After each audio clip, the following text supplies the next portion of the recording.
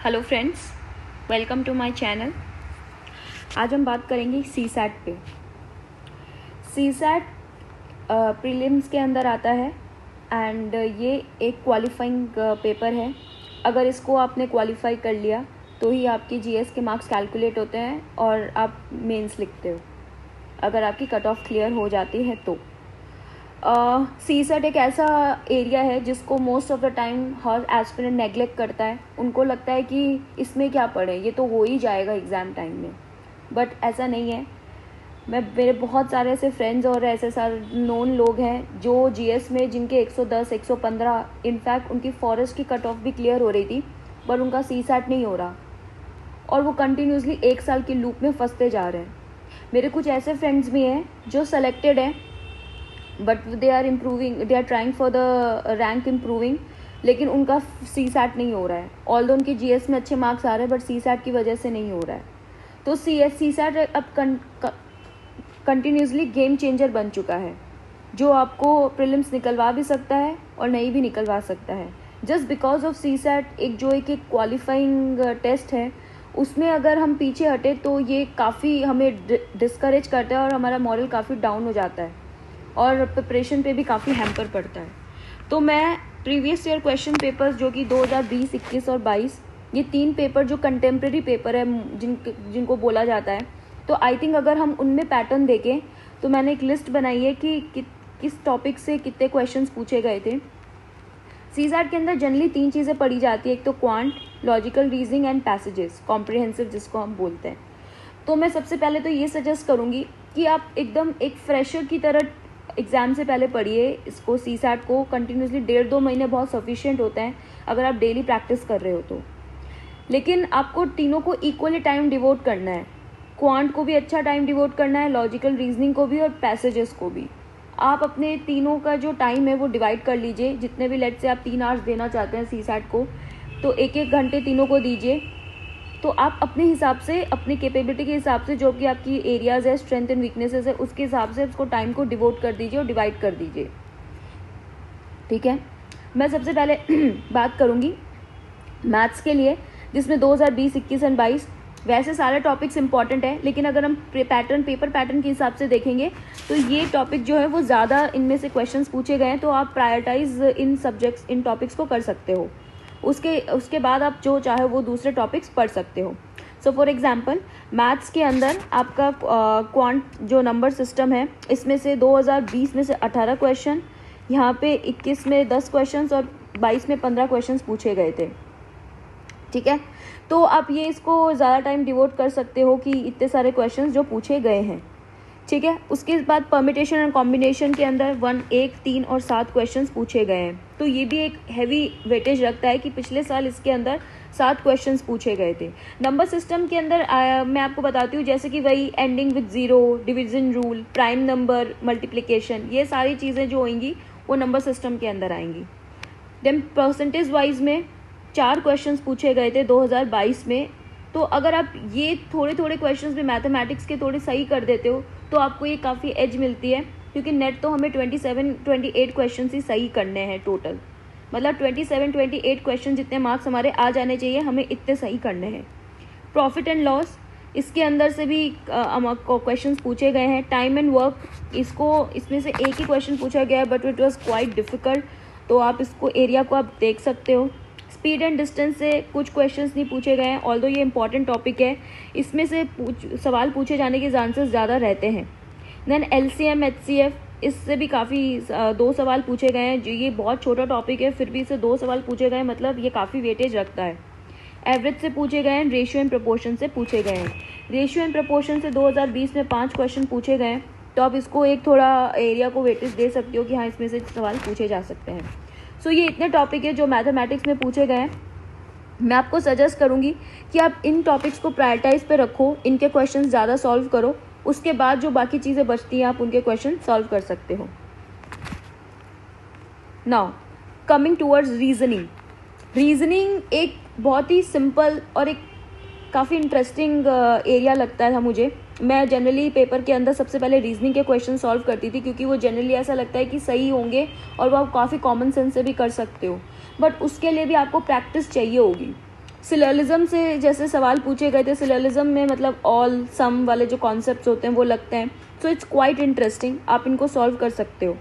Then cube से questions पूछे गए हैं, एक क्वेश्चन डेफिनेटली क्यूब से, क्लॉक, कैलेंडर, इन सब से क्वेश्चंस आते ही आते हैं जो कि आप देख सकते हो। तो ये बहुत आसान होता है। आप कोई भी यूट्यूब पे फ्रीली अवेलेबल जो वीडियोस हैं एसएससी, बैंकिंग, जो कि इनको बहुत ही कॉम्प्रिहेंसिव वे में करते हैं, तो वो एकदम छोटे छोटे टॉपिक्स, आप जो ये कॉन्सेप्ट है ये आप इजीली अवेलेबल है यूट्यूब पे, आप सर्च कर सकते हो और देख सकते हो। डेटा इंटरप्रिटेशन, इस टॉपिक को करने में काफ़ी टाइम लगता है, जैसे पाई चार्ट, डायग्राम, ये सब मोस्टली इसके अंदर आते हैं और डेटा इंटरप्रिटेशन वाली चीज़ें भी मोस्टली इसी के अंदर आती है। इनको करने में काफ़ी टाइम लगता है और इनसे क्वेश्चंस भी काफ़ी पूछे जाते हैं। तो अगर आप ये क्वेश्चन सही करते हो तो आपका जो प्रेशर होता है वो काफ़ी कम हो जाता है। जैसे कि 2022 के अंदर 6 क्वेश्चंस पूछे गए हैं, तो which is heavy amount. Sequence 2 questions पूछे गए हैं पिछले साल, बट 2021 में 9 क्वेश्चंस पूछे गए हैं। My god, it's too tough, मतलब बहुत हैवी अमाउंट ये रख रहा है सीक्वेंस। अगर आप ये सॉल्व करते हो तो काफ़ी ज़्यादा बर्डन शेड आउट हो जाता है। डायरेक्शन रिलेटेड क्वेश्चंस भी काफ़ी पूछे गए हैं ना, blood relations and arrangements related से भी पूछे गए हैं एक एक question. So I think this is quite doable. Reasoning अगर आप करते हो तो आपको काफ़ी रीज़न मिलता है सीसैट के अंदर बर्डन कम करने का। तो अब आई विल सजेस्ट कि अगर आप नॉन साइंस बैकग्राउंड भी हो, आर्ट्स बैकग्राउंड से बिलोंग करते हो, कॉमर्स बैकग्राउंड से बिलोंग करते हो, तो आई थिंक आपको रीजनिंग पहले कर लेनी चाहिए, बिकॉज ये क्वेश्चंस हम अपने चाइल्डहुड में गेम्स प्ले करते हुए और ऐसे ऐसे काफ़ी ज़्यादा सॉल्व करते हैं। तो ये क्वेश्चन को ज़्यादा कॉन्सेप्चुअल नहीं होते हैं, जो दे रखा होता है उसी के बेसिस पे आपको कंक्लूजन निकालना होता है, इन्फेरेंस निकालना होता है और आंसर निकालना होता है। तो आप रीजनिंग आई विल सजेस्ट कि आप इसको पहले ख़त्म कीजिए एंड इसको थोड़ा टाइम दीजिए ताकि ये आपका स्ट्रेंथ बन जाए, क्योंकि मैथमेटिक्स के अंदर तो कई बार कॉन्सेप्ट लग जाते हैं, फॉर्मूले याद नहीं आते हैं, बहुत सारी चीज़ें होती है, but reasoning is quite doable. तो मैं रिकमेंड करूँगी आप इसको रीजनिंग से स्टार्ट कर सकते हो। देन सबसे पहले अब ये तो हुआ कि पेपर्स टॉपिक्स कौन से आए, तो उसके बाद अब रही बात कॉम्प्रिहेंसिव की। तो कॉम्प्रिहेंसिव आप प्रीवियस ईयर जो पेपर्स हैं 2015 से लेके 2015 से लेके 2020 तक टोटल जितने भी पेपर्स हैं प्रीवियस ईयर क्वेश्चन पेपर, जिसके अंदर जो भी रीडिंग कॉम्प्रिहेंसिव पूछा गया है, मैं आपको सजेस्ट करूँगी कि वो सारे कीजिए, बिकॉज वो बहुत इंपॉर्टेंट है। उसमें आपको पता चलेगा कि कौन से आंसर सही हो रहे हैं रीडिंग कॉम्प्रिहेंसिव करते वक्त, कि कैसे ऑप्शंस में पूछा जा रहा है, पैसेज का कंक्लूजन पूछा जा रहा है, इन्फेरेंस पूछा जा रहा है, क्या पूछा जा रहा है, तो वो आपको आइडिया लगेगा कि पैसेजेस जो पूछे जा रहे हैं वो कैसे पूछे जा रहे हैं।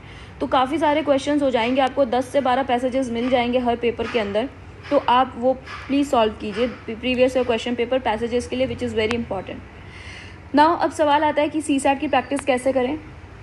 एग्ज़ाम इज़ अप्रोचिंग, तो मैं ये सजेस्ट करूँगी कि आप सीसैट को बिल्कुल भी नेगलेक्ट मत कीजिए, बिकॉज़ ये आपको डुबा सकता है अगर आपने इसको नेगलेक्ट किया तो सबसे पहले तो एक मॉक दीजिए, मॉक्स कंटिन्यूसली दीजिए आप, मतलब डेली आप 2 घंटे अगर दे रहे हो। एंड अभी तो मैं आपको सजेस्ट करूँगी कि आपको एटलीस्ट टाइम टेबल थोड़ा 20-25 दिन पहले ऐसा बना लेना चाहिए कि आप सुबह 9:30 से 11:30 जीएस का फुल लेंथ टेस्ट पेपर दे रहे हो, 2:30 से 4:30 सीसैट का फुल लेंथ टेस्ट पेपर दे रहे हो।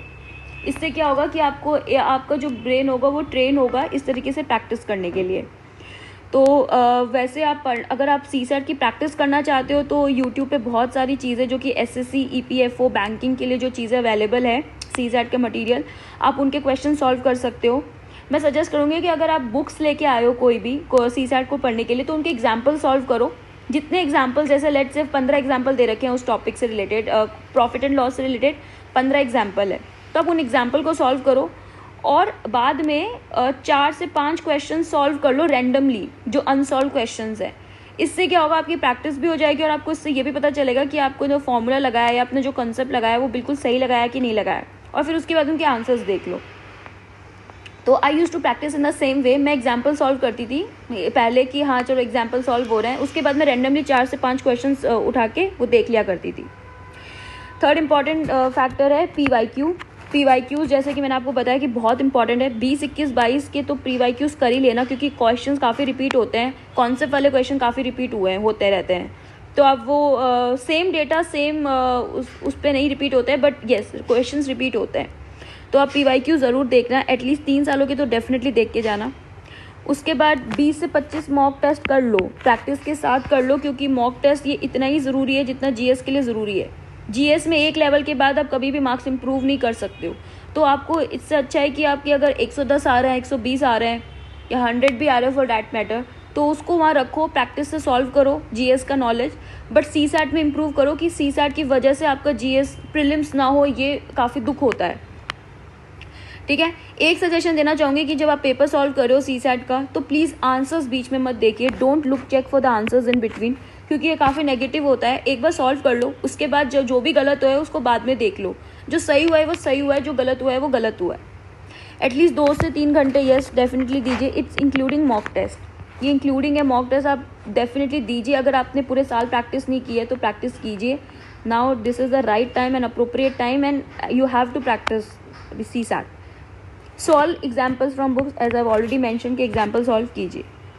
मैं ये सजेस्ट करूँगी, कुछ लोग ज़्यादा रीजनिंग को वेटेज दे देते हैं, सिर्फ क्वांट और डीप पैसेजेस नहीं करते हैं, कुछ इसको दे देते हैं, कुछ क्वांट को दे देते हैं कि अरे क्वांट तो हम क्वांट ही डर लग रहा है तो कर लेते हैं, बट आई थिंक डरने की कोई ज़रूरत नहीं है।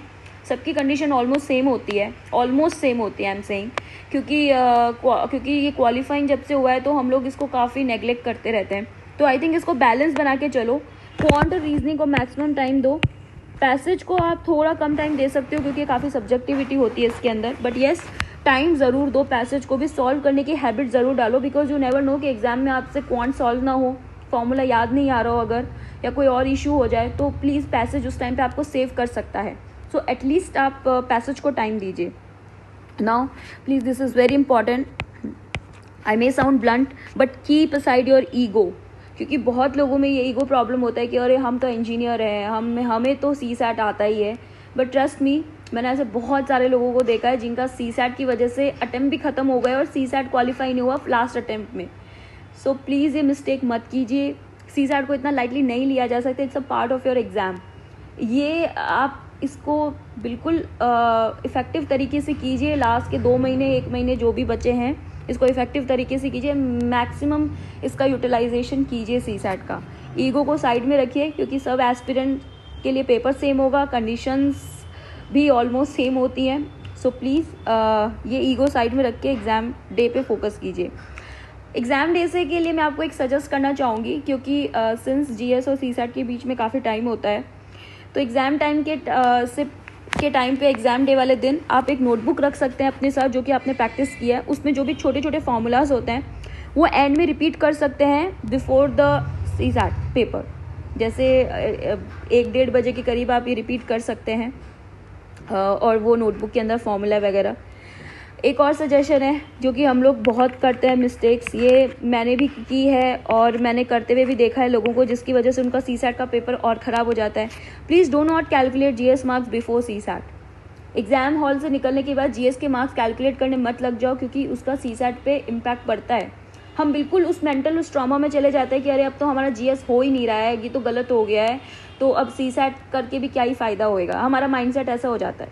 प्लीज़ अवॉइड इट, बिकॉज हमें नहीं पता है कि बाकी लोग का परफॉर्मेंस कैसे, क्योंकि ये कट ऑफ के बेसिस पे निकलता है। अगर मेरा पेपर ख़राब हुआ है लेकिन मेरे दोस्त का मुझसे भी ज़्यादा ख़राब हुआ है, तो मैं तो इन हूँ, मतलब मेरे तो 2 मार्क्स आ रहे हैं, उसके 1 आ रहे हैं, तो आई एम इन, चाहे मेरा पेपर अच्छा हो या ख़राब हुआ हो।